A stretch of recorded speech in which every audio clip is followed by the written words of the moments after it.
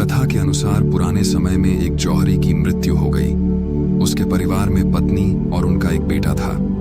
जौहरी की मृत्यु के बाद उनके परिवार में पैसों की कमी आ गई। एक दिन मां ने अपने बेटे को हीरों का हार दिया और कहा कि इसे अपने चाचा की दुकान पर बेच दो, इससे जो पैसा मिलेगा वह हमारे काम आएगा।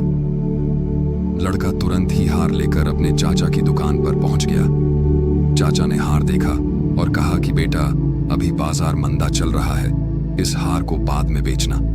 तुम्हें पैसों की जरूरत है तो अभी मुझसे ले लो।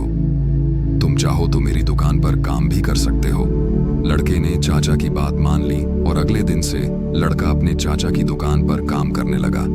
समय के साथ वह लड़का भी हीरों की अच्छी परख करने लगा था। वह असली और नकली हीरे को तुरंत ही पहचान लेता था। एक दिन उसके चाचा ने कहा कि अब भी बाजार बहुत अच्छा चल रहा है, तुम अपना हीरों का हार बेच सकते हो। लड़का अपनी मां से वह हार लेकर दुकान आ गया और चाचा को दे दिया।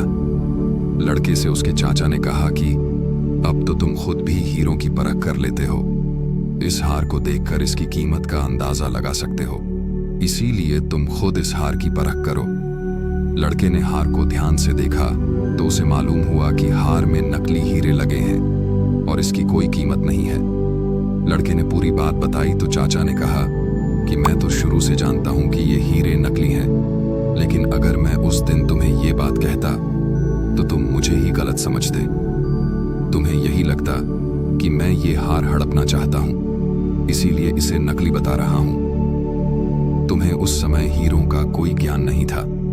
बुरे समय में अज्ञान की वजह से हम अक्सर दूसरों को गलत समझते हैं। उस समय मैं ये बात तुम्हें बता देता तो तुम जल्दबाजी में कोई गलत निर्णय ले सकते थे, इससे हमारे रिश्ते भी खराब हो सकते थे। इसीलिए विपरीत समय में धैर्य से काम लेना चाहिए।